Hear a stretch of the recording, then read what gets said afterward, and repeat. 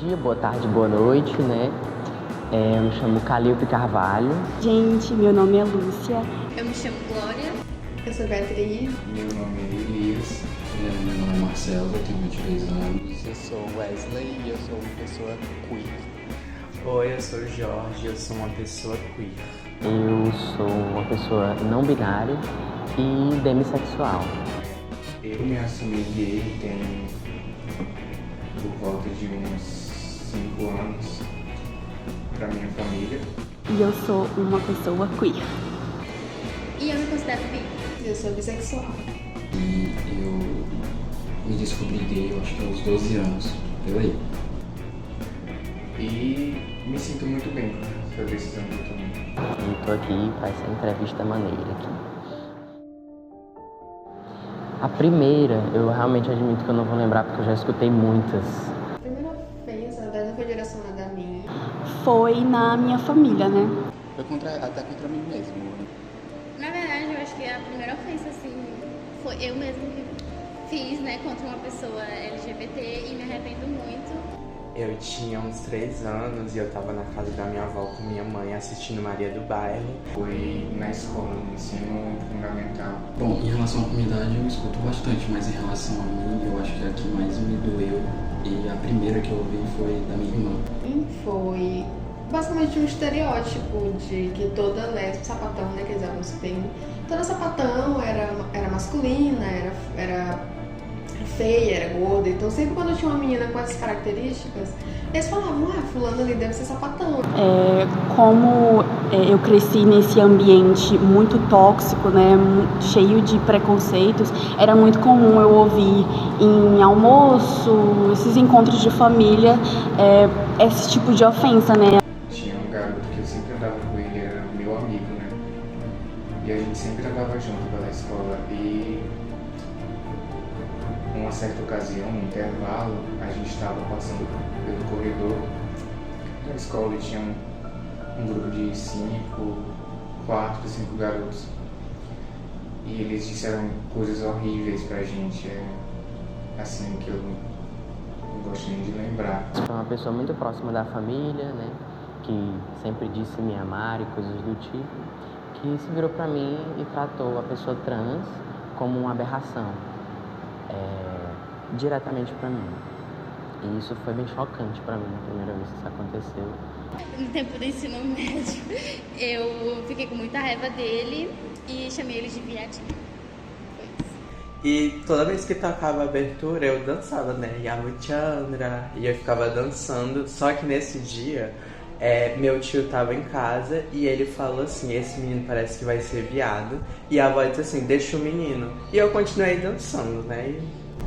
Que ela é uma pessoa evangélica, então ela é bem preconceituosa em relação a isso e ela falou que isso é um demônio dentro da pessoa e que é uma coisa errada e que não deveria acontecer e isso me marcou.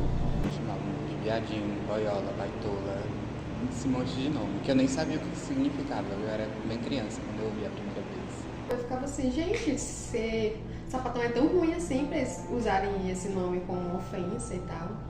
As pessoas da minha família falavam como se fosse um tipo de doença mesmo.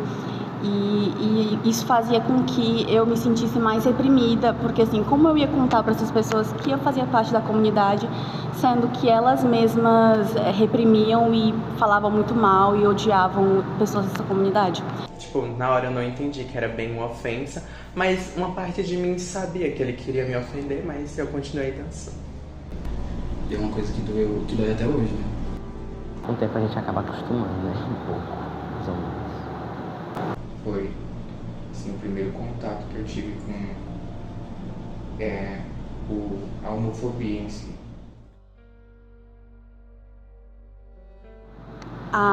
Foi um processo bem lento, né?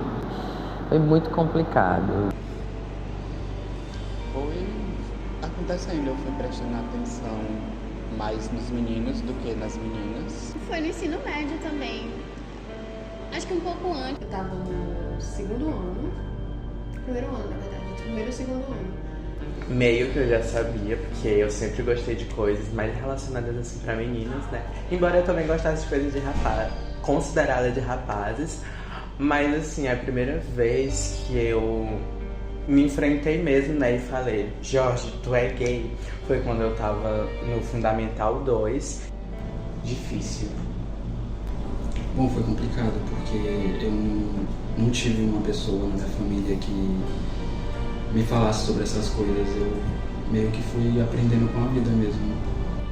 Foi mais ou menos a partir dos meus 14 anos. Eu passei por um processo de muita culpa, até porque a minha família é bastante preconceituosa e bem homofóbica. Confundi muitas coisas, eu não entendia, eu conversei com muita gente até entender como eu me via, como eu me sentia. Depois eu fui entendendo que eu não necessariamente tinha que me atrair por meninas, porque eu era um garoto, também poderia gostar de meninos. Mas eu me sentia muito estranha, muito errada, muito pecadora. Na minha cabeça eu iria pro inferno, não sei ainda, né, assim ainda vou. Mas E eu comecei a me sentir diferente em relação às garotas. Eu fiquei assim, ué, o que tá acontecendo? Aí eu fui me entender. Eu sempre fui uma pessoa que me auto-entendi muito bem. E eu não fiquei tão surpresa de descobrir. Basicamente, a gente sempre sabe, né? E uma menina chegou pra mim e falou que eu parecia gay, e eu comecei a pensar sobre isso e pesquisei umas coisas e eu falei assim, né, realmente eu sou gay, e eu era da igreja na época. Difícil, porque, querendo ou não, primeiro vem a negação, né? Você fica com aquilo e eu fiquei com isso, eu tive essa negação. Mas na minha família, não só sou eu que pertenço à comunidade, tem, por exemplo, primas minhas que pertencem e elas já eram assumidas bem antes de mim. Teve todo esse processo muito lento, onde eu me apaixonei por uma mulher, né, e eu achei que eu estava assim meio confusa, e eu também logo em seguida me apaixonei por um homem, e aí aumentou mais essa questão da minha confusão na minha cabeça, né, porque eu achava que eu tava só confusa, sabe? Mas no final das contas foi um processo muito gostoso, porque eu acabei reconhecendo e me entendendo que um maior autoconhecimento sobre mim, depois que eu realmente parei pra fazer, eu sou isso, e tá tudo bem. Então eu só fui realmente me descobrir, eu fui ver o que eu realmente sentia e fui meio que testando, tipo, se eu me sentisse com todas as garotas ou só por algum específico, acabou que meio que com todas. Eu me descobri que gostava de garotas. Eu fiz uma oração pra Deus e pedi pra mim nunca encontrar alguém que se apaixonasse por mim, porque eu sabia que eu ia ser gay pelo resto da vida, mas o meu objetivo era que ninguém descobrisse pra me gerar crise. E aí depois disso eu vi alguns relatos na internet onde essas pessoas contavam sobre as suas experiências, né, de gostar de dois gêneros, e eu me identifiquei e eu entendi que eu era uma pessoa bissexual. E elas me auxiliaram muito nesse processo de eu me assumir e eu me aceitar como eu sou. Acho que eu diria para ela ter muita paciência. Eu chegaria pra ele falando assim, tenha paciência consigo mesmo. É que hoje a gente conseguiu superar tudo de ruim que aconteceu na nossa infância. pra não se importar muito com o que as pessoas falam, mas pra tomar cuidado, obviamente, porque tem muita gente doente por aí que é bem homofóbico. Tem dia que você vai surtar, tem dia que você vai se perguntar o que você é. Não se preocupar com questões de igreja, porque foi lá onde ele deu o primeiro beijo, né? Foi dentro da igreja. Ergue a cabeça e se importa menos com a opinião de algumas pessoas. Bom, eu diria que tudo no seu tempo, não precisa se apressar por essas coisas. Que eu sei que ela vive num ambiente muito hostil, muito tóxico, mas que tudo isso ia passar, que ela ia se tornar uma pessoa orgulhosa, ela ia se orgulhar de quem ela ia se tornar, que ela ia só ter calma, que ela ia sair do armário cor-de-rosa dela. E pare de ser transfóbico e homofóbico.